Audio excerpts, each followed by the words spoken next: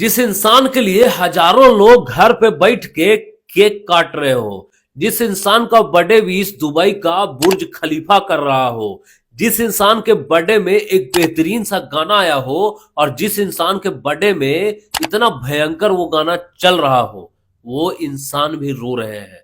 मतलब सोचिए यहां से कि पवन सिंह कल बर्थडे मना रहे थे और बर्थडे मनाते मनाते वहां पे भावुक हो जाते हैं। और पता है भावुक किस लिए होते हैं? अपनी पत्नी को याद करके। नहीं भाई, अपने दोनों माँ मतलब कि सासू माँ और एक अपनी माँ, दोनों को स्टेज पे बुलाते हैं और पैर छूने के बाद पवन सिंह भावुक सा हो जाते हैं और ये कहते हैं कि हम तो तुम्हारा खुशी छीन लिए, चलो दोषी हूं तो हूं। और इतना बोलने के बाद पवन सिंह की आंखों से आंसू टपकने लगता है।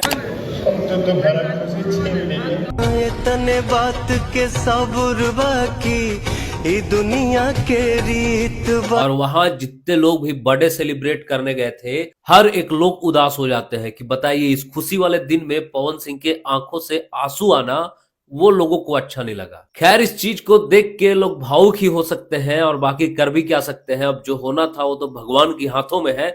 बाकी पवन सिंह को इस तरीके से स्टेज पे नहीं रोना चाहिए खुशी वाले दिन में कम से कम। हालांकि इंसान भावुक हो जाता है यार, ऐसे समय में लोग की आंखों से आंसू टपकने ही लगते हैं और जब लोग पुरानी चीजों को याद करते हैं तो ऐसा हो ही जाता है, दिल अगर साफ हो इंसान का। और वही चीज दिखाता है कि पवन सिंह का दिल आखिर कितना साफ है। वो आज भी अपनी पत्नी से उतना ही प्रेम करते हैं जैसा कि पहले किया करते थे।